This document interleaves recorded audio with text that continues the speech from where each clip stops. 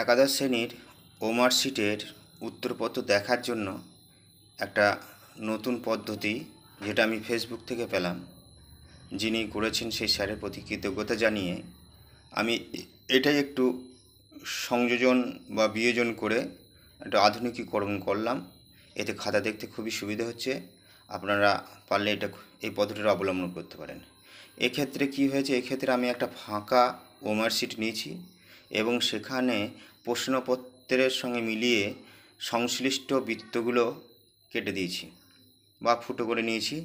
এরপর সেই সংশ্লিষ্ট বৃত্তগুলো ফুটো করে নেওয়ার পর উত্তরপত্র নিয়ে সেই এর নিচে একটু বসিয়ে দিলাম। এই যে দেখুন, এটা একটা উত্তরপত্র, এটা এর নিচে বসিয়ে দিলাম।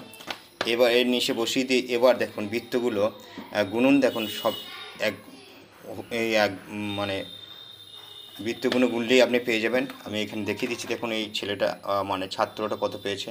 দেখুন 1 2 3 4 5 6 7 8 9, এই রয়েছে 10 11 12 13 14 15 16 17 18 19 20 21 22 23 24 25 26 27 28 29 30 31, অর্থাৎ এই শিক্ষার্থী পেয়েছে মোট 31। সুতরাং প্রাপ্ত নম্বর হলো 31।